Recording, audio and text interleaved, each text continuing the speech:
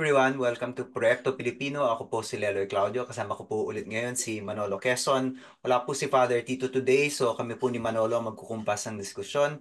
This episode is a continuation of our previous episode about public health, but it's also a continuation of a previous episode about social media and its effects on youth because yung public health relies heavily on good information. And minsan, public health messages can be distorted by social media, and we want to ask a physician who also has experience in public health but also has an experience with engaging with the public. How do we navigate this world of misinformation amidst certain concerns about public health? Napag-usapan na natin sa previous episode, for example, yung bakuna, how bumababa yung trust sa bakuna. And I'm sure social media has something to do with that. So our guest today is she spent a significant part of her career as part of the Department of Health. In fact, naging interim secretary siya ng Department of Health at one point. Presently, she's with the UP College of Public Health, and she recently joined the Philippine Tuberculosis Society as, if I'm not mistaken, its medical director. Maraming salamat po sa pagdulo, Dr. Polido Bial. Hello. Hi. Yes. So, ma'am, in previous episodes, we've already been discussing public health, pero yung perspective niyo po, ano po sa inyo, paano niyo po i-define ang public health at ano po ang tungkulin ng isang public health practitioner? Kasi pag sinabi pong doktor, kadalasan naiisip yung doktor na nasa clinic ng gagamot. Pero yung doktor na involved sa public health, ano po yung tungkulin niyo? Yes. Oo. Yung public health is considering population health, ano. So it's not just one person. We consider the community or group of people. So when we say, in fact, public health, it's the health of the general population and not just individual patients. So we look at epidemiology, we do surveillance, so we know like what percentage of the population is sick, what percentage of the population is well, and what will be primarily our intervention for the well population so that they will not move into the sick group. No? Whereas yung clinician, they look at the sick population. Pero meron rin tayong interventions for the sick group, like what will you need to put in place to prevent them from getting complications or worsening of their conditions. So yan yung public health. It's really a very broad area of health wherein we look at preventive, promotive interventions. And I was just, Manolo, I was just saying last week, sinabi ko kay Father Tito, dito tayo interested because public health is effectively civics, di ba? Kasi there's no civic body kung walang malusog na lipunan at paano tayo maglilingkod bilang mga kapwa Pilipino kung hindi tayo malusog at kung wala tayong kakayahan na maglingkod dahil may sakit tayo lagi. Doktora, I guess maybe the way to start is nagtataka kami, like pagdating sa mental health or mental well-being ng individual, medyo familiar tayo paano natin na ano yung batayan para sukatin ito, di ba? Yung pwede kausapin yung tao, there are even tests, there's a checklist. But paano ito Yes. ginagawa para sa isang populasyon, para sa isang grupo? Like, we're going to be talking about social media and the well-being and the health of the whole. Paano ba natin sinusukat ito o paano natin sinisilip ito?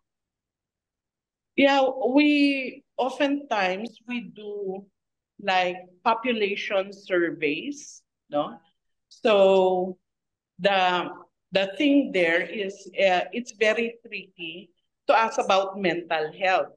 So what we actually do is a proxy survey that you ask well people if they know of a friend or a relative that has mental illness or are parang mentally challenged. So it's a proxy So ma'am, indicator parang mahirap tanungin sa tao na na may okay ka mental ba? problem. Oo, Yes. okay ka ba? Yeah. But mas madaling tanungin at mas truthful ang mga tao kung tatanungin natin, meron ka bang kilala na medyo Yes. nahihirapan? I see. Okay. And then yun ang parang nagiging batayan natin. Yes, the results of that survey, which we do every 3 or 4 years, no, together with the National Demographic Health Survey, we get demographics like yung ilan tao sa household ang nagkasakit, ilan tao ang pinanganak, or ilang tao ang nabuntis. So we get parang estimates from that survey. So ilang tao ang may mental challenge in the household, etc. So lumalabas yun every 3 to 4 years. Ma'am, may pipiliin ako na medyo arbitrary date para lang meron tayong konteksto dito. In 2007, meron akong napansin na report that came from McCann Erickson, which is, an advertising group. At doon, binalita nila, and naging balita ito, na for the first time, ang ugali ng kabataan ay naging iba. Ang sabi nila, ang kabataan, starting in that year, 2007, mas interesado silang mag-online at maghanap ng ah, maghanap ng kausap, kalaro, whatever, online kesa sa paghanap or pagsalo-salo ng barkada sa totoong buhay at pati man lang ang kanilang paggastos hindi na para sa pagkain o sa tinatawag ng ating henerasyon gimmick kundi sa mga laro and that sort of thing online. So this was 2007 and halos isang henerasyon na mula nung napansin ito. So malaking pagbabago na ang nangyari. This is from a marketing point of view. Can I ask you, Doktora, pagdating sa sinusukat dun sa mga survey na binanggit nyo, within a similar period from 2007, sa natatandaan ninyo o sa alam ninyo, has there been a change? And if so, what changes are these? Yeah, we also do the young adult fertility survey. Actually, it talks about the reproductive health of young adults. And usually, this is done also every other year from the National Demographic Health Survey. But doon, may mga questions about social media, about dating and relationships. And I just didn't get the latest one was done in 2022, I think, no? But doon nga, na-establish na mataas na yung rate of teenage pregnancies natin. And pataas pa siya comparing the 2017 data from the 2022, tumataas yung teenage pregnancies. Now, I'm not sure kasi hindi ko nabasa lahat, kung may questions about internet use, about dating in social media. But I think currently, yun na nga ang challenge for our health professionals na parang the access to the internet is more pervasive, no? And then we know for a fact na ang daming fake news.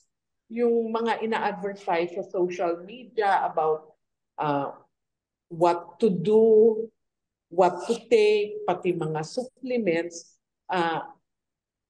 many of these are fake news. So parang yun yung fear namin in the health sector.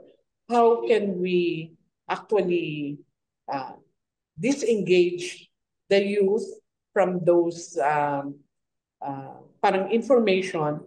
Kasi nga, it's more and more, they have more and more access. And they don't have like a method of confirming whether this particular information is true or not. Ma'am, if I understand you correctly, so ang ibig sabihin nito, and nagulat ako sa binanggit nyo, In fact, um, makikita natin ang epekto ng fake news or misleading information in the supplements that people are choosing to take for whatever reason, pang paputi ng balat or pang ano ng brain or whatever. But can I also ask you, may epekto din ba sa stress levels and general mental health ah, ng kabataan ngayon ang paggamit ng internet or use of being online? Yes, I believe that there is an effect. I think there has been studies that were already done by UP, UP Manila in particular. Dr. Michael T. did a study among adolescents, and yes, the stress level is higher now, and it's related to social media access. Paano po yung sukat nung study na yon? How are they able to claim na tumaas ang stress levels? This was a survey po, a population level survey.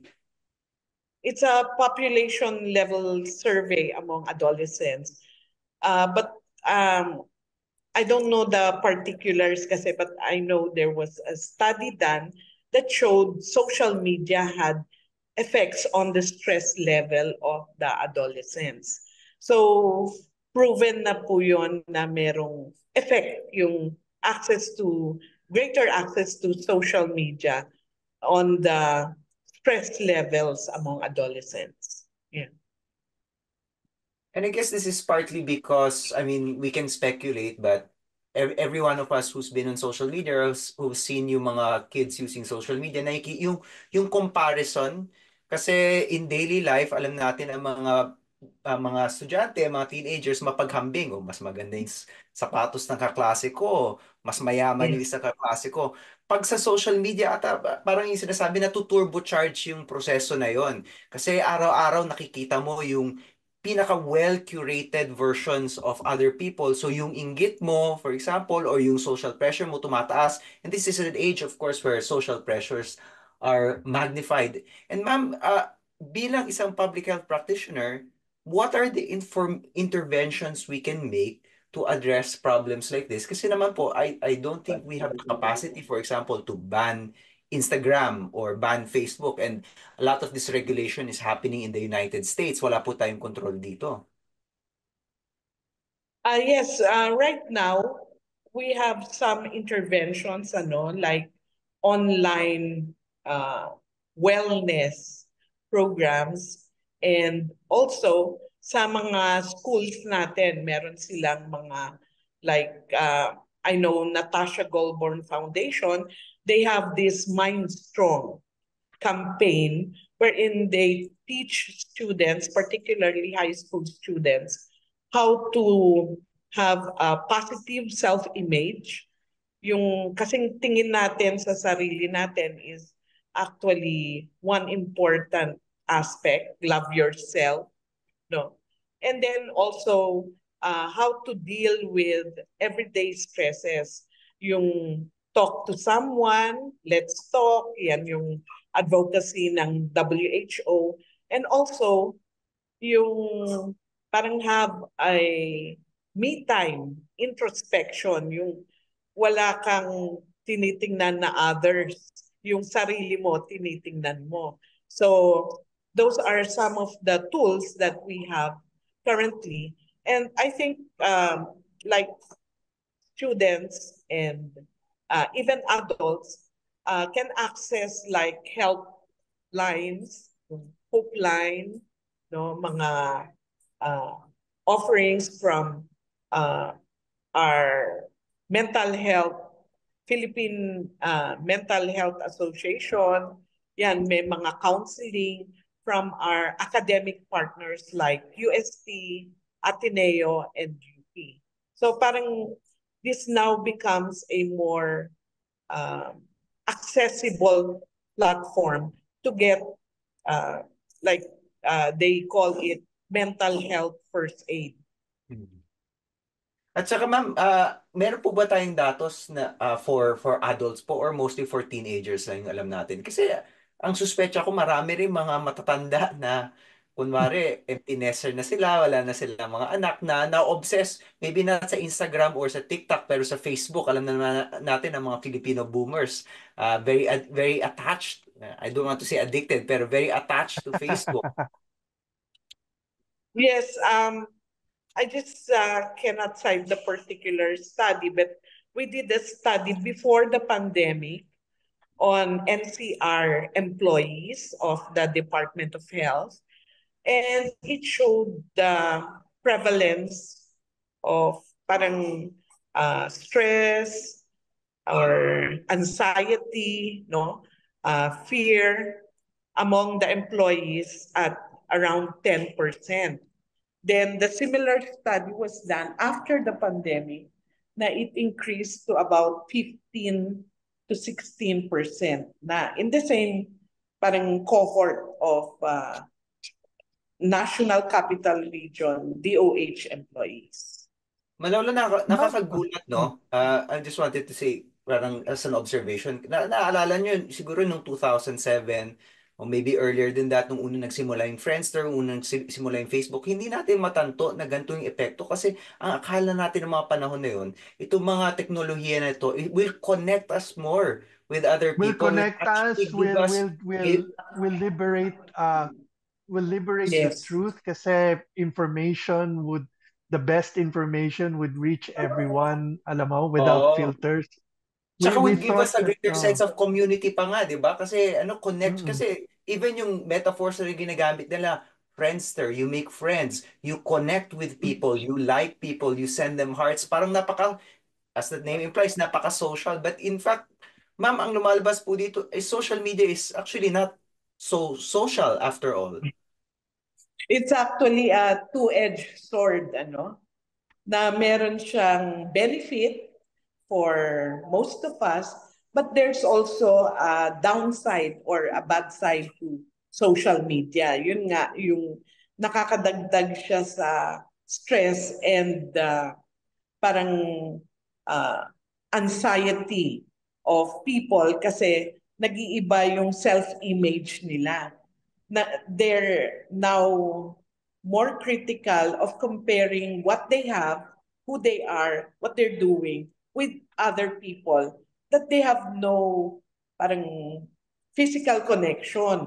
Kasi sa social media, parang ang nakikita nila is actually just a portion of what society is all about. But they think it becomes a norm or it's something that everybody is doing. Everybody is taking this supplement. So parang nagiging siya normalizing the rare events. Bilang doktor po, ma'am, robust naman po yung literature saying that yung physical connection, yung pagkain, yung together, going to social events together, being with other people, having friends, life-giving po yun. That's in a way a health intervention, a longevity and lifespan Yes. intervention, di po ba? Yes, that's why we promote na merong mga like days without gadgets or parang during dinner, don't use your cell phone or your gadget. Yung importante yung social interaction will continue because that is also part of the mental health wellness, no? Yung ating mga interactions, face-to-face or physical interactions with people around us is also very important. Kasi parang merong direct reaction to the person. Unlike sa social media, wala kang parang immediate reaction that will parang trigger a more personalized experience for the viewer. ma'am, may tanong ako that gusto kong itawid yung pinag-uusapan natin, yung mga studies na gawa ng mga scientists with your on-the-ground experience. Dahil lalo na po bahagi na kayo ng Tuberculosis Society. We know that in the case of your advocacy, maraming mga parang misinformation na yung iba talagang traditional misinformation about TB.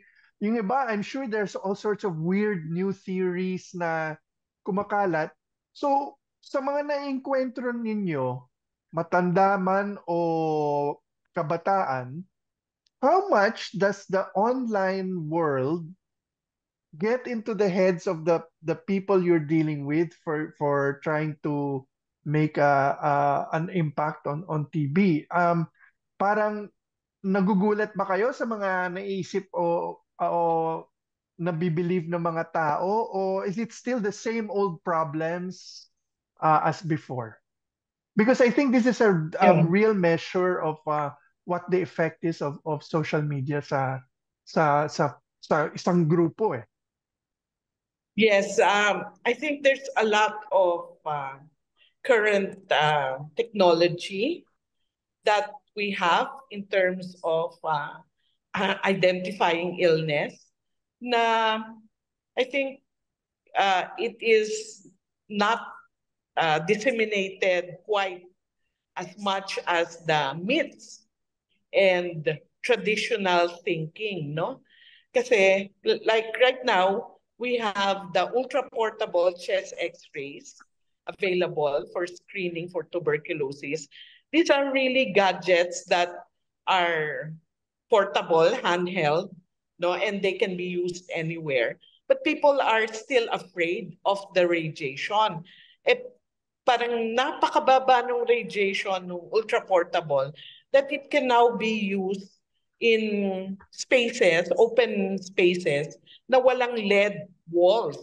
Kasi yun yung tingin natin dati for x-rays, ano? Dapat LED-lined yung mga walls mo, dapat naka-LED apron yung radiologist or rad tech na kumukuha. Ngayon, it's not needed anymore because the radiation of this equipment is very, very low. And yet, people are still afraid.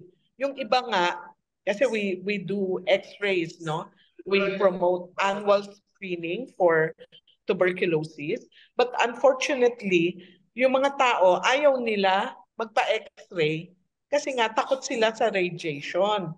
So sometimes we do 2 or 3 takes bago kasi nga medyo ano siya, medyo not stable. So 3 to 4 takes ang isang individual.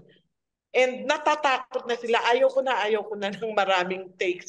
But actually, kahit na 10 times or even more because of its very, very low radiation emission. And then when we promote treatment for tuberculosis, we want the household contacts of the patient to get preventive treatment. So ang usual nila, bakit ako iinom ng gamot? Wala naman akong sakit. There are household contacts of TB positive patients. So that's one of our challenges. Yung mga old beliefs nila are widely spread and the new innovative technology are not as fast to be disseminated among our population. So I don't know, there's a downside to social media kasi yung ina-accept yata ng mga tao yung mga dati ng information and the new information are not widely disseminated. Ma'am, paano po natin maibabalik yung tiwala ng mga tao sa mga institusyon, mga doktor kagaya nyo kung ganyan na karaming information?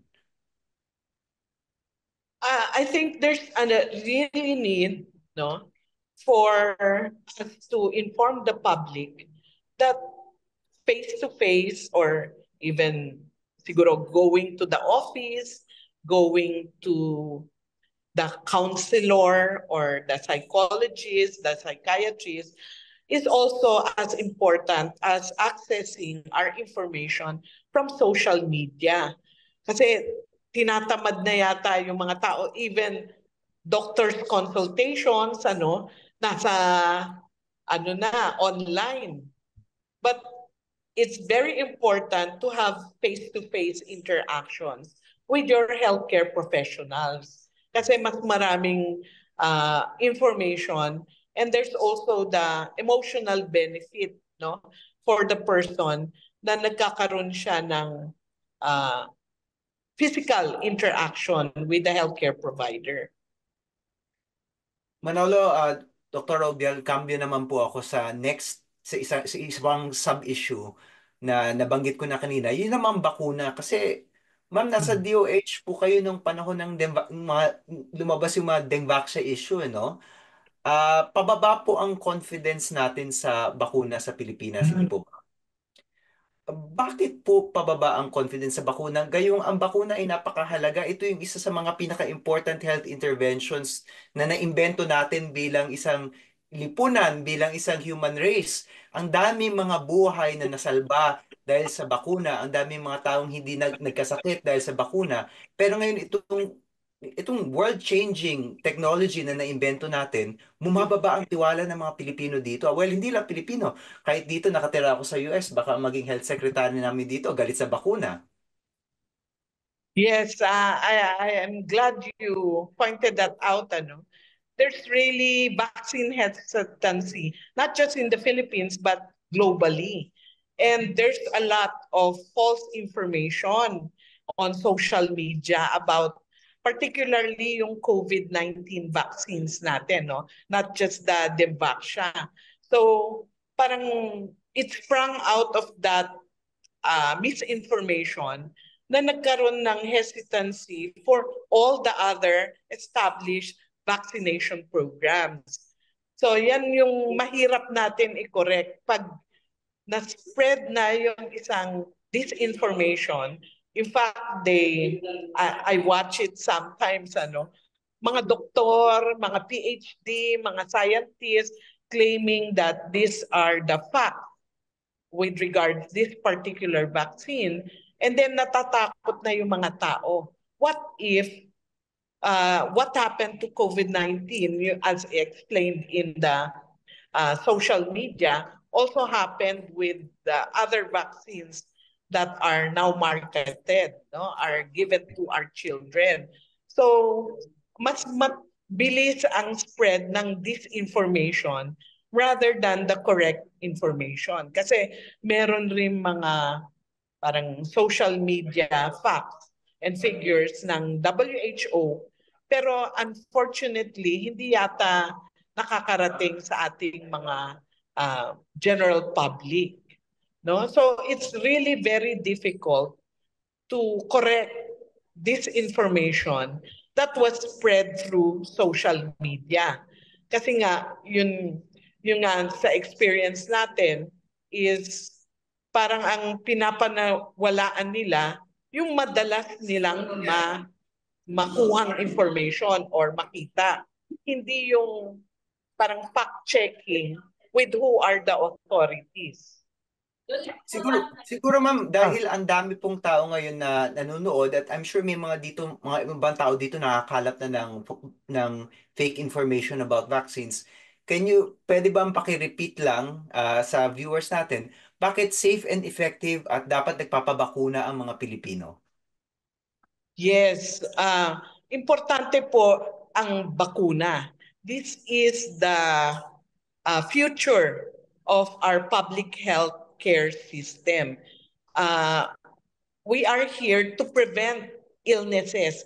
Biruin mo yung smallpox used to be an illness that kills 50%, no, of its infected population. Talagang nakamamatay po yung smallpox. And because of vaccination, we were able to get rid of it. Talagang nawala sa balat ng lupa ang smallpox virus. And I was part of the polio eradication team of the DOH. We were able to eliminate polio in the Philippines. Pero hindi pa ho tayo pwedeng mag-stop ng pagbibigay ng polio vaccine because it's still occurring, particularly in Africa. So, ganun po yung future ng vaccination. Maganda po yung effect na kaya nating ma-disappear, mawala sa balat ng lupa ang isang sakit, no? And these vaccines have undergone meticulous studies globally. Hindi po yan binibigay sa mga tao unless it is proven safe and effective. Yun lang nga po sasabihin ko yung what happened sa Dengbaksha. The vaccine, we have no problem with the vaccine. It is safe, it is effective. The problem that happened during that time was that it was not implemented well. Kasi ganito po yun, pag nag-introduce tayo ng bagong vaccine, hindi po mass vaccination agad. Pinapilot po natin yan. Kunyari, mga 10,000 lang. So that if anyone among those vaccinated na 10,000 mamatay, ma-investigate kagad and ma-establish na hindi dahil sa bakuna.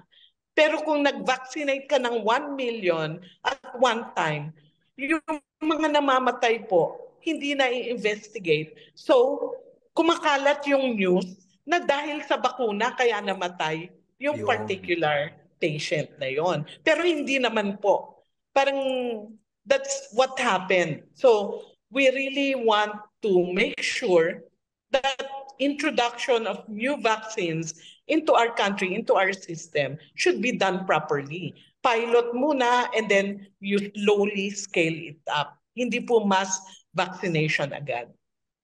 Ang isa pang tanong ko, because we've been talking about influences and konektado ito dun sa binanggit nyo about sa bakuna. Sa inyong experience, sino na ang pinagtitiwalaan ng mga tao?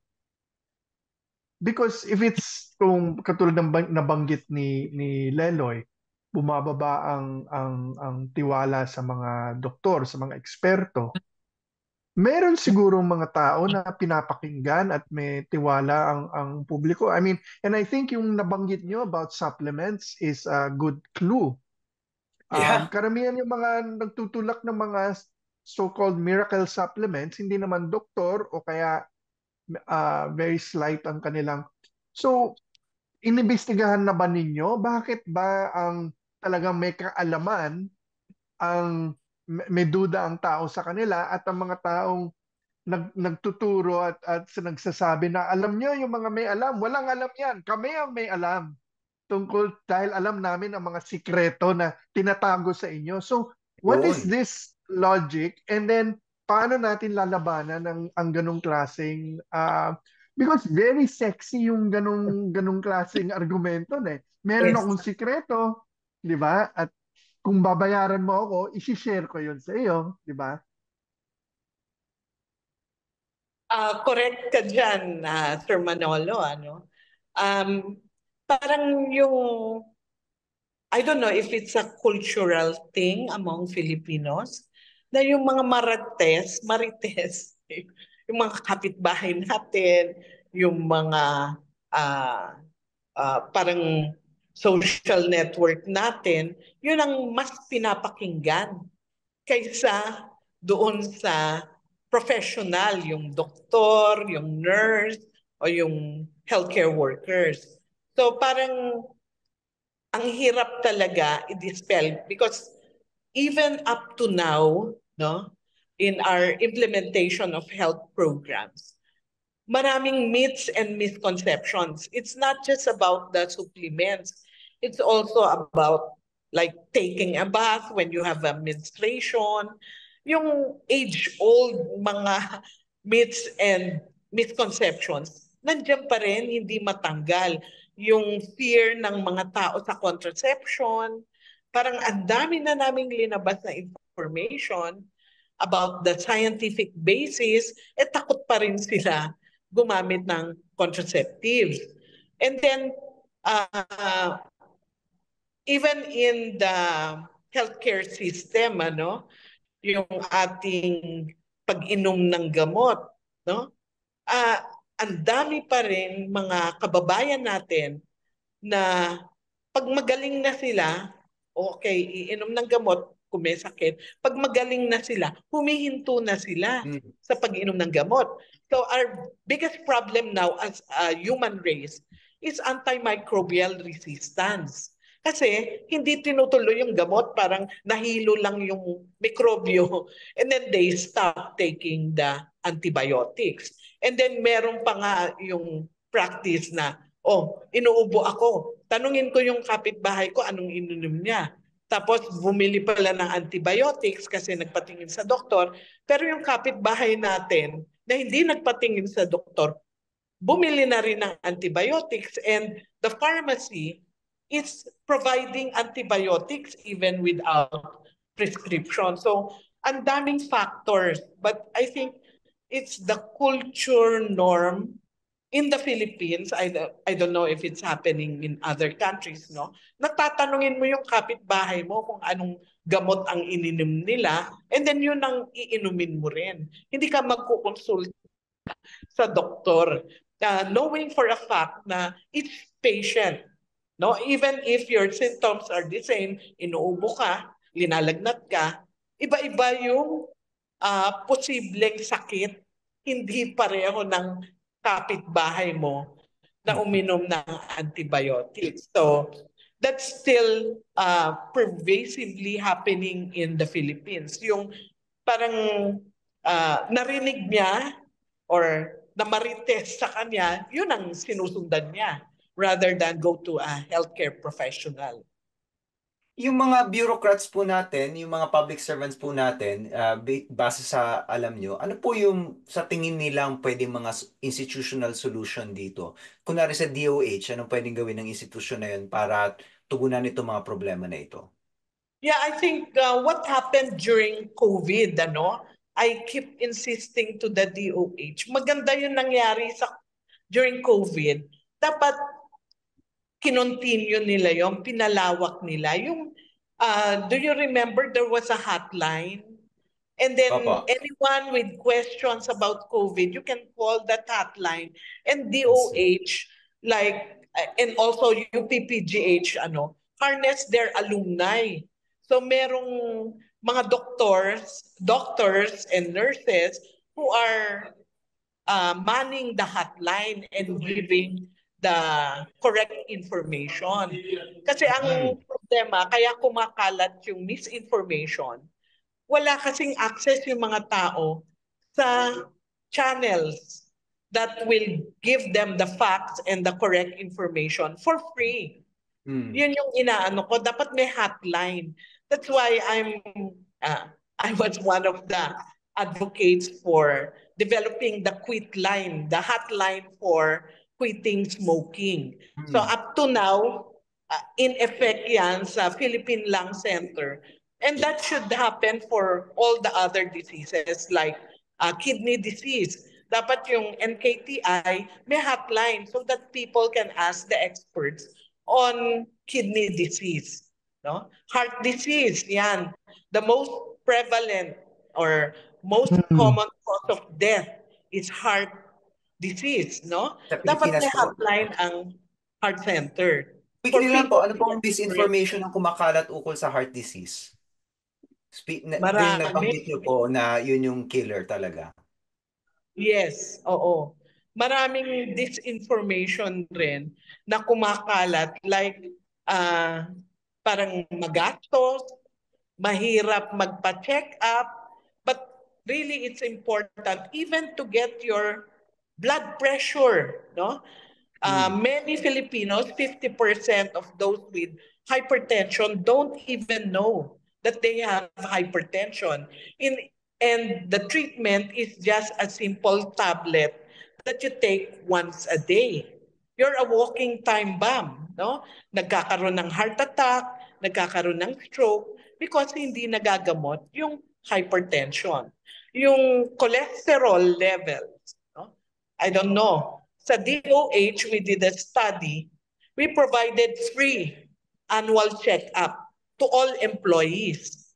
No? Only 4%, yan, mga doctor, nurses, na yan, only 4% would go for their annual check-up.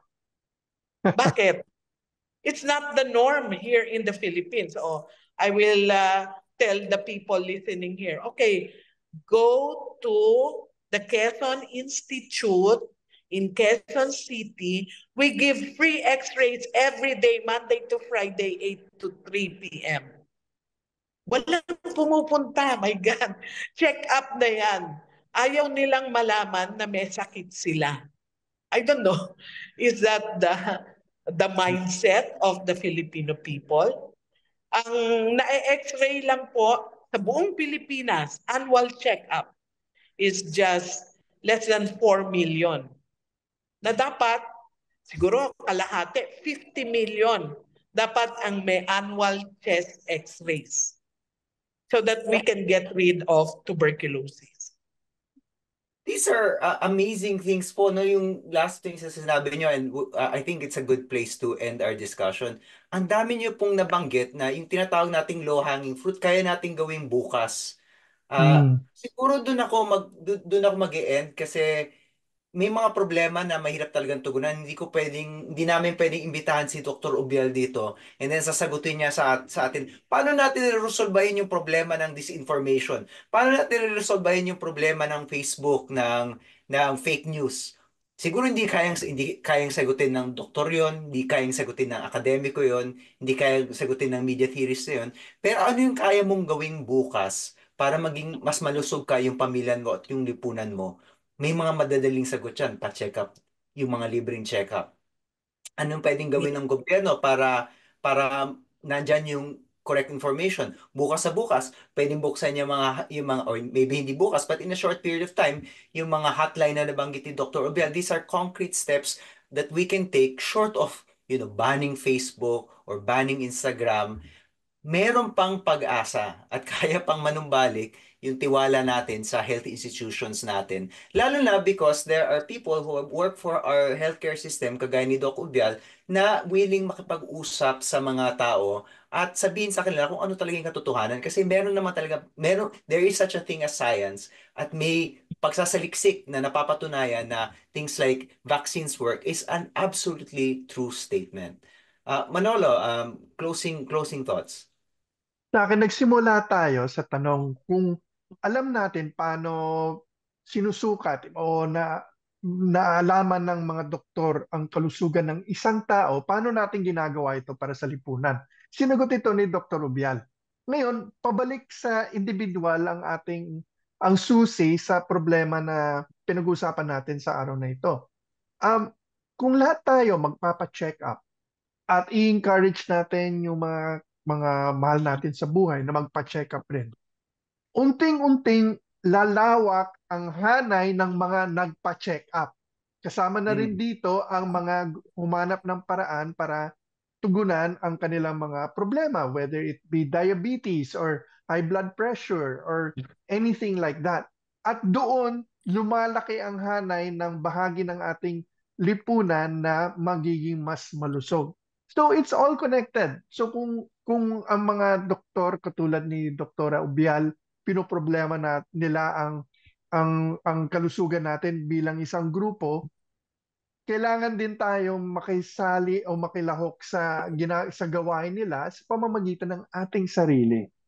And through that way, as Leloy pointed out, ang dating imposible, posible pala. Dahil isang tao lang kailangan mong paggalawin. Yun ang tugon natin.